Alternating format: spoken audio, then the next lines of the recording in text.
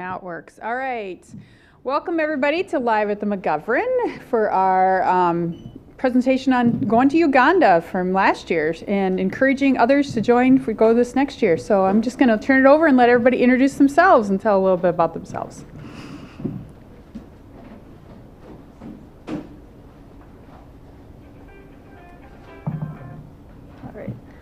Hello everyone, I'm Dion. I'm a junior here and my major is digital media and I'm going for marketing. I'm Lizzie. I'm also a junior going for elementary. Okay. I'm Lizzie. I'm a junior and I am going for elementary and special education, and I also play volleyball. And my name is Dan. I'm a senior. I am a senior because I've been here 4 years. So I'm a senior and I serve as the president here.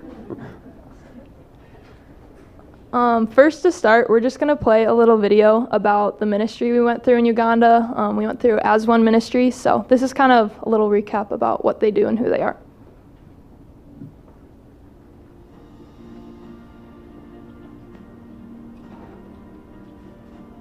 As One has been a story of trying to live out Jesus' prayer, which is a prayer of word and deed. The goal is to end spiritual, relational, and economical poverty, one community at a time. Our work goes so deep. We are committed to bringing lasting and durable changes to the underserved communities of Uganda.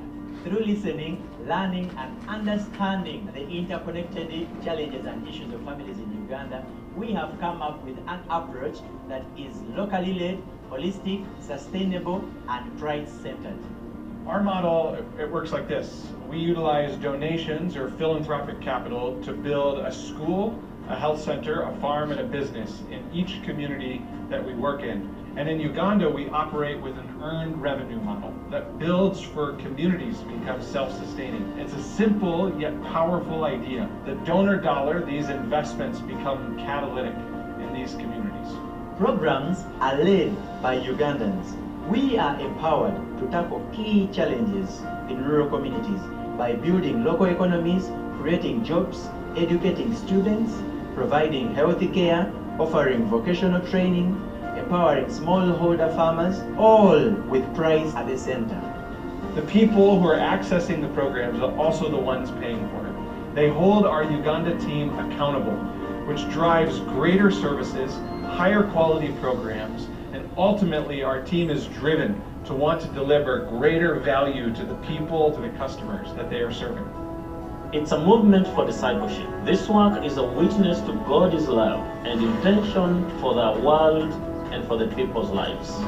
Over the next 3 years, we sense a calling that we want to replicate our model into 5 new communities, building towards 10 total communities in Uganda by 2028. We envision rural Ugandans being able to access elevated services in their communities across the different sectors that we work in: education, enterprise, health, and agriculture.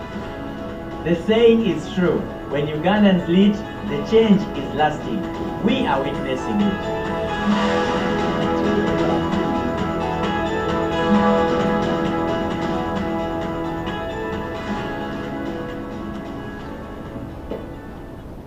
All right. Oh, they kicked me out. Let me find it quick. While she's pulling it up, I wanted to recognize and acknowledge that several people in the room here have been before. So if you have been to Uganda as part of this, will you raise your hand? Yeah, so there's at least 3 folks here. And then I'm also curious how many of you hope to or intend to go in the next trip? Great, yeah, so another 2 or 3 as well. So as we work through the conversation, I'll certainly invite those who have been before to chime in and talk. All right, so this is the group that went last year. I think there was 12 of us total. To the left is John Paul. He was kind of our leader the whole time and with us on the trip, directing us and just helping us be like aware of the area we were in and everything that was going on. And then that was Sherry in the right too. She was also with us like the whole trip, also just directing us. So that's the group that went. If you don't know where Uganda's at, here's Africa. It's kind of right in the middle there. It's one of the tinier places, but it's a really cool place. And they call it the Pearl of Africa because it really has like all the features of Africa. It has like the grasslands, the desert, the waterfalls we saw. It's really kind of everything, which was really cool. Do you want to go into a little about this? Yeah. So as the video talked about, they have a unique model that places 4 initiatives simultaneously in communities. And so we had the chance to visit several of these communities, and this gives you a sense of where they are geographically. The other part that I thought was really interesting that, again, the video mentioned, but just to emphasize, is that these programs are led by Ugandans. And so it's a program that's for Ugandans, by Ugandans, and obviously the As One title is that they're doing it with Andrew Devaney, a graduate of ours, but in partnership with and led by many of the Ugandans. And here's a little bit of some of the recent statistics of what they've really been doing. Like the video said, they really try to place like a farm, a bakery, a tailoring shop in these different communities. So they actually just expanded to another community, which is really cool. And I've started to place those things in each community. They also do a really cool school there that we got to visit, 2 different schools. So that's a really big part that was fun to visit. So these are just some of the stats. So you can see the students enrolled has gone up by 50% in just a year. So that's just a crazy number. One thing about As One is, as you saw, like they try to create these self-sustaining communities with a farm, with a school, and then with also some other businesses. And everything that is grown at the farm goes to the schools. Everything that is made, I shouldn't say everything, but the products made at the tailoring center are typically school uniforms. So everything is kind of interconnected, and they all just build off of each other. So that's something that's really cool too about the communities, is they're all working together to provide for the students and for the community members.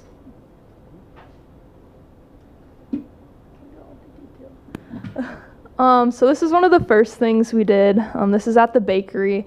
And that was just really cool to see. And showing up, you could just really see how like proud the bakers were there, teaching us like how to do it the right way, but also just so patient with us as well, because there's this one machine where you had to like zip tie the bread shut with the plastic, and we just kept messing it up over and over again. But they were just so patient with us and taught us the right way how to do it. So they're just really good at it too. So I don't know how many loaves we cooked out in a matter of minutes, but it was insane. So yeah, it was just really cool to see how like much pride they had in their work. The hats, yeah. This is the As One salon. A lot of people here, we got our hair done and stuff. While people were getting their hair done, you can see me in the middle. I went out and played with the kids, and that was just really fun as well, to just be able to be with them in community and dance with them. They taught me a bunch of cool games and stuff while we were waiting there, but it was cool to just see how excited they were to see our faces and stuff and get to play with us. So.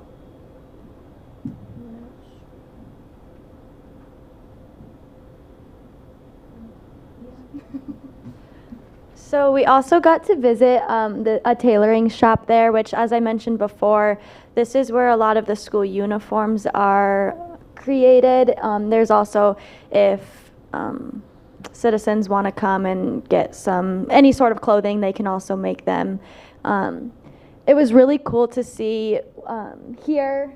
These are all tailors in training, so we got to witness them like practicing so that they can eventually work their way up to become tailors and be able to sell their products. It was really cool to see also the older sewing machines. It was a lot of fun, but yeah, so we got to visit that, and it was definitely crazy to see like the whole process.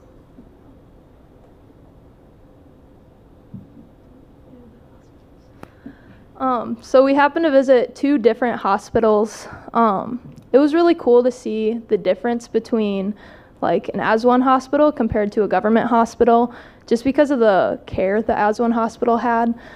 And We did go to the government hospital, and there was many people there because their healthcare is free there. But going to the Aswan hospital, you could just see, like I said, the amount of care and how much focus they put on their patients. I also found out that to give birth in Uganda, it's $14. So that was really interesting to me. But yeah, it was super cool. And I think it was Haley and I, or Lizzie and I, got to sit down with one of the doctors at the Aswan hospital. And it was just really cool to see his process of working his way up to be the head doctor at the Aswan hospital, and all he does for his patients and how much he cares for them. So that's about it. The hospitals. Talk about that? Yeah. Go ahead.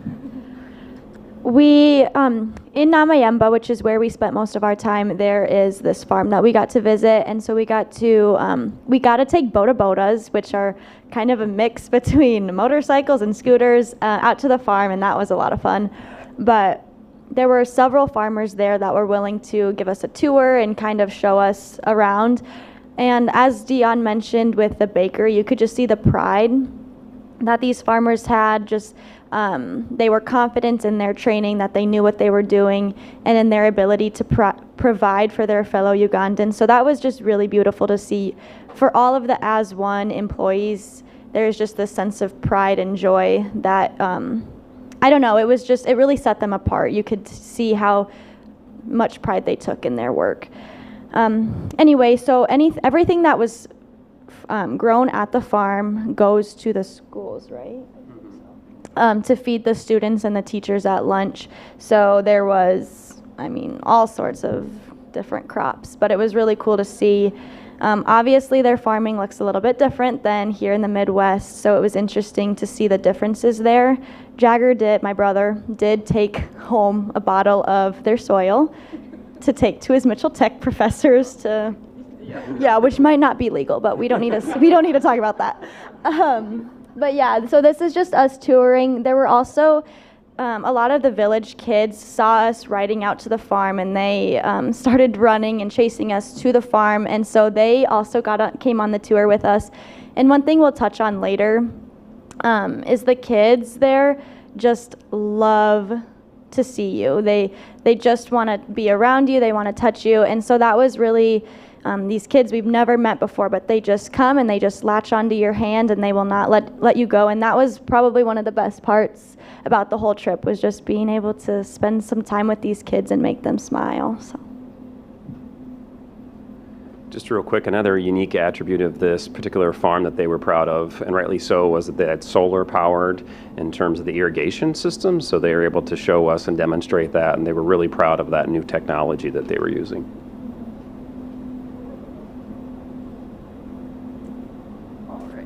That's a lot of kids. So this is one of the Aswan schools we went to. As you can see, there's a lot of kids in this room, and we'll get to more pictures later. But one thing we did is teach a lesson to the kids. So we did like Jonah and the whale and sang a song to them. So just like small Bible stories. And that was just cool to see how engaged they were. And one thing I noticed big time was their worship. They'd have kids come up to the stage and lead worship. And just how engaged all the kids were with the worship. You could see them all just like closing their eyes, like praising the Lord. And it just reminded me of here how easily we can all just become like disengaged in class or in worship and just not really think about the words we're singing or what we're doing in life. But just watching all of these, I don't even know how many, 300 plus kids just all bowing down to God with their eyes in praise and all singing was just so amazing to see. And it was just so beautiful, all the voices singing. So that was really cool.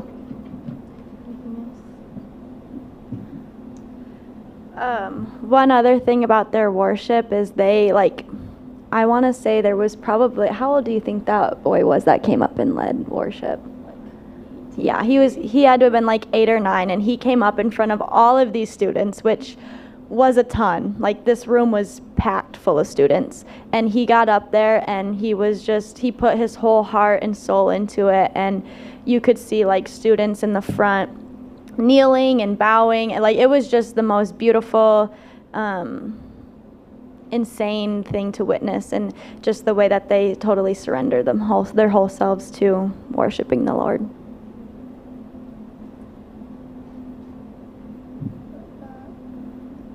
So this was at the primary school. We got to sit in their classrooms, so that was really cool to go in their classrooms and see how much energy their teachers had. They were just so energetic. There was this one teacher specifically that I think us too went and sat in their classroom at one point, and she was doing dances with the kids, like getting all their energy out before she started a lesson. So just how engaging the teachers were too was just really cool to see, and how much pride they had too in their job. But the school was super fun, and we actually got the teachers to leave the room, and I went with the really little kids, and we got to kind of teach a lesson to them too. So we were pointing at words on the wall, and they were repeating it and stuff. So it was just really fun to be there and just play with them and do whatever. So.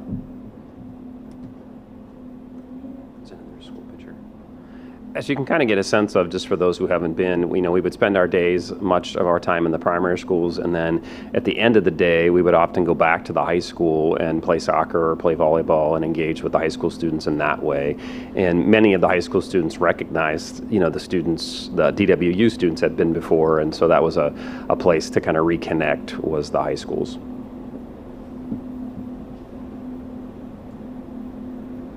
So this was at the same school that was pictured before. One thing we got to do, and one thing that's nice about As One, is that they prepare breakfast and lunch for all their students, which was a difference compared to the government schools we toured. They actually provide a breakfast and lunch.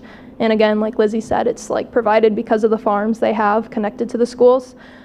So we got to serve them, I forget what this was called, but some type of bread we served them, and that was just really cool too, because they were all just so grateful. Every time you handed them something, they were all saying thank you and everything. So yeah, that was just a really cool experience to get to serve them that way. Yeah, so the bread that we're handing out is from the bakery that we got to help out at, and then all the rice and beans that we serve at lunch was from the farm.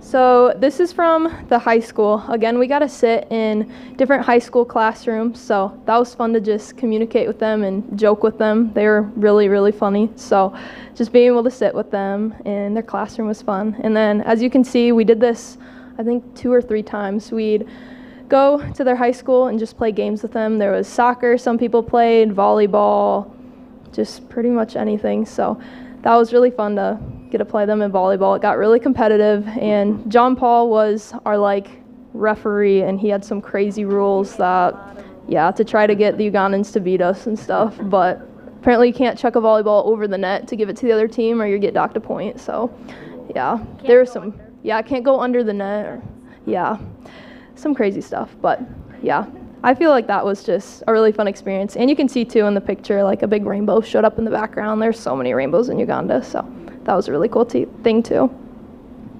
We also learned that Haley is very competitive and has a bullet of a serve. She got a lot of aces. I can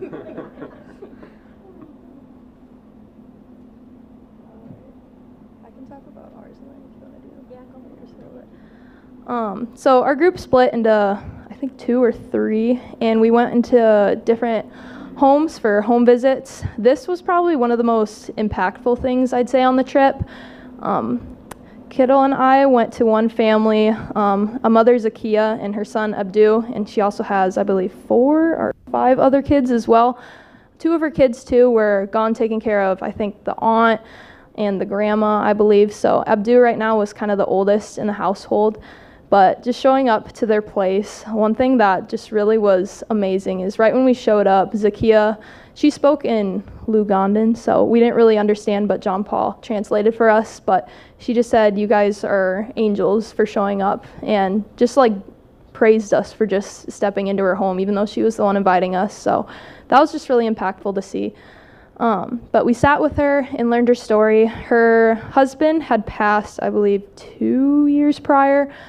From an illness, I believe. So it was pretty much Abdu and her taking care of the whole household. Abdu would have to wake up at 5 a.m., I believe, to go fetch water a mile away. He'd go, come back 2 miles, and then he'd have to get ready for school, walk to school another 5 miles, and then 5 miles back. So he was walking 12 miles a day just to get water for his family and go to school. And then Zakia as well was having to walk far to tend like a garden or a farm, and that was the way they were making money, as well as selling their chickens. They had a bunch of chickens running around, which is cool. But just learning their story was really impactful. But we also kind of heard of what Abdu was going through, how difficult it was for him to kind of just be like the man of the household at this point, and how much pressure he felt having to provide for his family. But Aswan, you could really see through Aswan, though, he had goals in life. He wanted to go to school. He was still going 5 miles there, 5 miles back to get to Aswan, because they valued education so much, which we really saw. And that's all because of Aswan, too, making their schools just amazing. But you could just see how determined he was to, like, do good in life. I forget, he wanted to be, like, an electrician or something. So, yeah, just, like, knowing his goals in the future, and just, I can't imagine walking 5 miles to school, 5 miles back every day. So just how determined they were. So that was really cool just to hear their story and everything. So. My group did 2 home visits. The first one, we went to a girl's house who her mother was very severely mentally ill, and her aunt was helping raise her and her siblings. The dad was not in the picture. We did get the opportunity. We talked first with the daughter and the aunt, and then we asked if we could talk to the mom and pray over her. And so we got to meet her, and they shared a lot of their struggles that they'd been through the past few years. And then we asked if we could pray over the girl's mother. And while she was not really mentally there, like present, as soon as we mentioned praying over her, you could see her physically relax. And, despite all these hardships, just the idea of prayer brought so much peace to this family. And so that was a really powerful moment. We also, in this picture right there, that was our second home visit. We got to visit this girl. I believe her name was Faith. But she brought us into her home with her parents, and then I want to say there were 8 or 9 kids in that. That was their house. So there were 2 parents and then 8 or 9 kids all living in that space.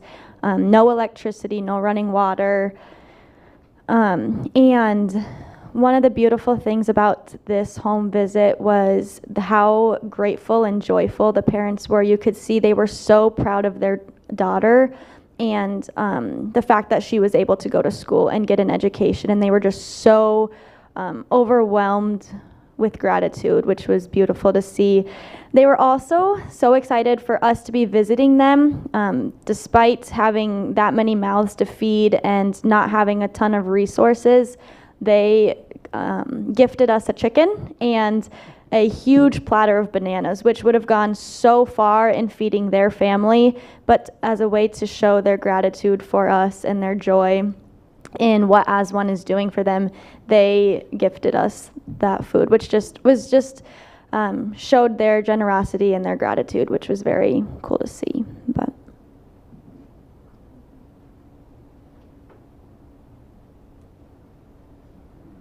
so our group, again, split up, and we went to some different churches. That was really fun. One of the churches to the right was led by a leader that we were close with named Henry. There's actually 2 Henrys, Henry 1 and Henry 2, they'd call them. But that was really cool at the church. Their worship, too, it was kind of cool that they don't have, like, a set, like, we're going to be done at this time. So the service can last up to, like, 4 hours if it really wanted to. But we were there, and it just flew by because it was just so much fun. We showed up, and we were just welcomed by so many people. I just felt so, like, comfortable in this church almost. And we got pulled onto stage at one point because one of their acts of worship is dancing. So all these kids went up front of the church, and I got pulled up front with Haley, and we started dancing with all these little kids and adults as well, just in front of the church in an act of worship. So that was really cool. And then after church, I went to the one on the right, but after we went outside and we split into like mothers, fathers, and then youth. So Haley and I went with the youth, and Mallory as well. And that was just a really good lesson that we learned there. And it was just kind of a small Bible study under a tree. So it was just a really cool experience. I went to a different church. I went to Alan's church, who Alan is right there. He's just this tiny, adorable man. We love Alan. But right away when we got there, we showed up a little bit late. But right away when we got there, an older gentleman came and grabbed our Bibles and like sat our stuff down at the front. And they were in the middle of worship, and which they were dancing, singing. And one of the first things I noticed was the drums that they used for their worship was like an old gas can and a stick. That was their drums, and the whole floor was just dirt. There weren't any windows, no doors. It was just a brick building with dirt floor and like folding chairs like you guys are sitting in for their pews. Despite these lack of resources, they were so overjoyed and just full of gratitude for the church that they did have. They had just recently purchased that building for the church, so before they were just worshiping outside in the open. They had nothing over their heads. And so they were so overjoyed to have this building, and it was beautiful to see the way that their gratitude just poured out of them. One other thing is these girls up here, they couldn't have been more than 10, 11 years old. Okay, maybe a little bit older than that. But they were the worship team. So they got up in front of the whole congregation and they were singing and dancing. And at one point we were all in a circle singing and dancing. And it was just beautiful to see how they just didn't care. Their love and their gratitude just poured out of them. And they just seriously just surrendered everything over to the Lord. So that was really beautiful to see. And so many kids running around, which again is amazing. But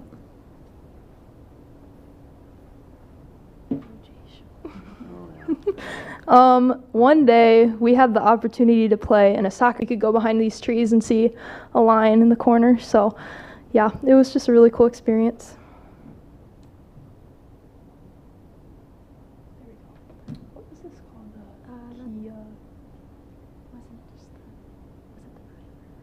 Yeah, that was the Nile, I guess.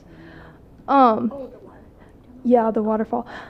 I forget what that waterfall is called, but this is on the Nile River. That was a really cool experience. We did a boat tour on the Nile River, and there was alligators everywhere, hippos everywhere. So that was just a really cool experience. There's just so many different species of animals, and this waterfall is I think it is the most powerful waterfall in the world, and I think it fills 600 bathtubs per second. So that was it was amazing to see. And I don't have a picture, I do on the background on the next slide, but on the way back, a big rainbow showed up on our way back from the Nile. So that was just an amazing experience. It did rain on us a little when we were on the boat, but it was cool nonetheless. So. Just a quick note about the structure of the trip for those who might be interested for next year. So we spent about a little over a week, in ministry, and then we spent these last 2 or 3 days, kind of experiencing a little bit of Uganda, but it was still led by the same people. John Paul, the person we mentioned before, was still with us that entire time.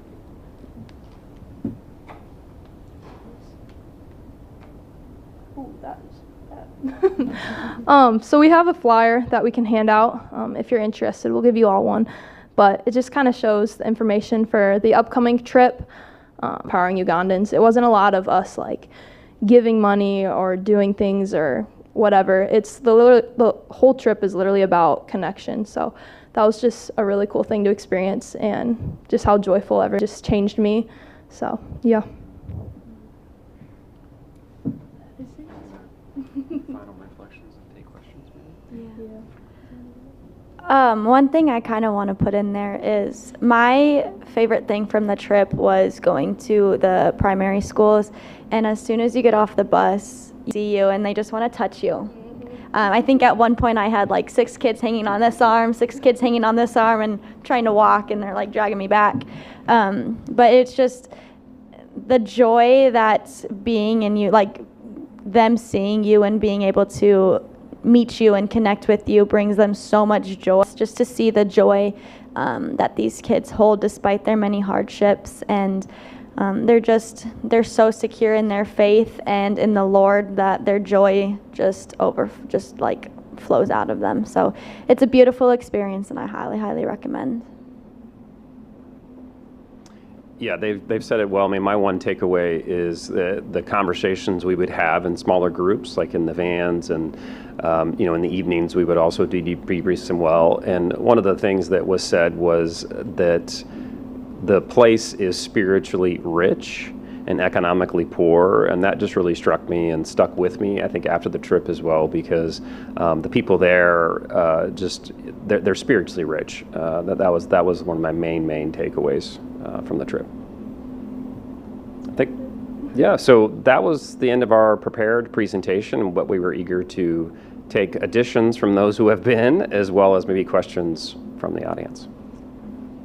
I think one thing, if you are like I'm an athletic training major, and like a bunch of people that went my year were nursing, you get to it's cool for like the elementary educations to go into the schools and see how they teach in that aspect, but like for me, like kids are the most terrifying thing probably on the planet of Earth. So I was able to do a lot more in like the clinics, and like me and one of my friends like worked in a pharmacy, and we were the ones handing out prescriptions. And like another one of my friends, like she got to go like tell a Ugandan like the gender of her baby. Like you get to do those cool things too that aren't just necessarily in the schools. If you're not like an elementary education or a teaching major, if you are that health science major, because there's a lot of opportunity to see just the differences there too. Yeah, that's a good point in terms of customizing the trip based on the interest of the students. And we also, as a group, were able to decide beforehand what we wanted to do at the last couple of days. And so there were other options besides the safari and the Nile, but those were ones that was the consensus of the group. So if you're interested, based on your interest for the trip.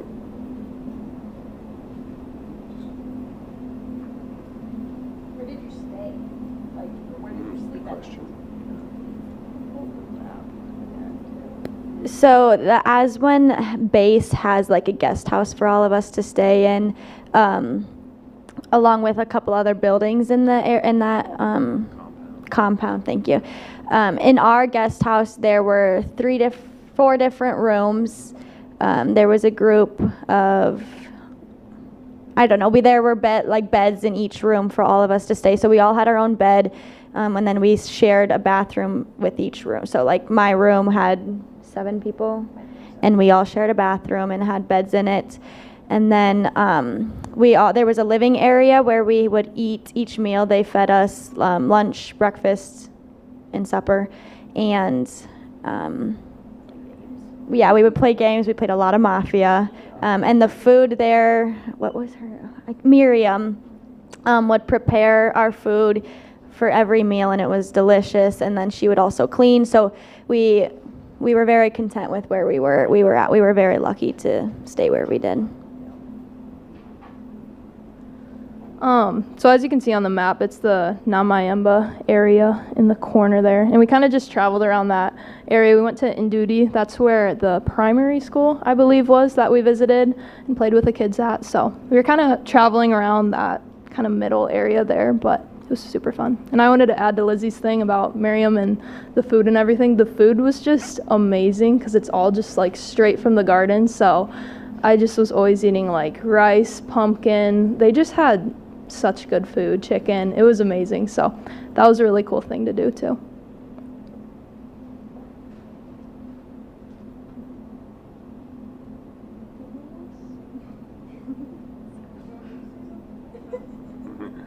I guess if you guys are like scared about like culture shock, that's like a big thing I was worried about.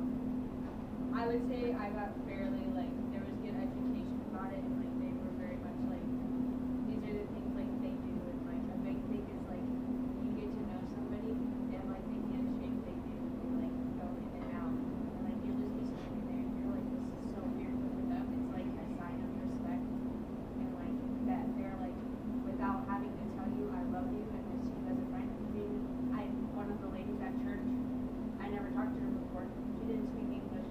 Her and I were just looking at each other, and you just see the like connection between them. So like, there's obviously cultural differences, but it's so awesome to experience a different culture and learn ways to love people in different ways through Christ. That's well said. Yes. Nursing. We got to tour the government hospital and get to see like how there's no HIPAA. There's no HIPAA there. And so we got to walk through like the birthing ward and everything was out there, and you just got to see like these ladies that had just given birth to their brand new babes. And it was so cool and so awesome to see that. And then like they had the day we were there, it was like a mother and baby checkup day. So we were doing a whole bunch of free checkups. The government hospital is free. The AS1 clinic isn't free. They just have to pay a little bit there. But that, and then they had like a lab day, so they were testing for like syphilis, all that kind of stuff. So being able to see the differences in like technology, how like they actually do have quite a few technology things, but it was really cool from like nursing standpoint to like grow my knowledge and stuff. It's interesting too. You don't like I could go in and I could have the flu, and they don't tell me I have the flu. Like the patient doesn't know what they have. That's just very different from what they have here, and like what you experience here. And it's just like you can see the differences of what the expectations are like culturally as well, which was, I mean, it's a very unique experience.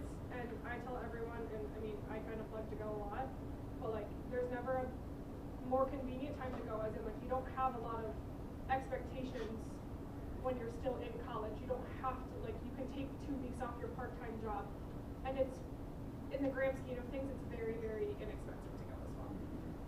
So it's a very convenient time in your life. I highly recommend, because I guess you guys are nursing. I highly recommend it. It's a really great opportunity to just be able to experience a different side of nursing. How did you fundraise for it? How do I fundraise for it? So you have to pay $500 deposit. That's the only thing I paid out of pocket was $500. Except for, I guess I had to pay for, if you don't have a passport, you have to pay for that. And then if your insurance doesn't cover vaccines. But other than that, I paid $500 out of pocket. And then we did hometown heroes. So you get a list of your grad list. We send it out to people, and then they donate money. And then we had like Cobra's Classic raffle tickets and stuff like that. So we fundraised everything else. And then if you have spending money, that's on your own money. But other than that, yeah. You said vaccines are supposed to take vaccines? Yes, so you have, there's a couple government mandated vaccines, so like yellow fever you have to get, and then typhoid, I believe is mandatory. And then you have to take malaria meds when you're there because of the water. But other than that, they recommend other ones. You don't have to give them, you just have to give the government.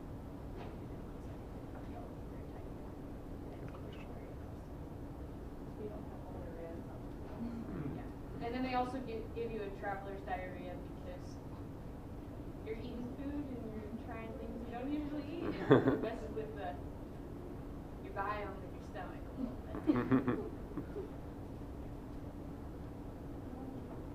Good. Well, thanks for coming. We'll hang out if you have other questions, or and then we have flyers up here as well. Thanks for coming.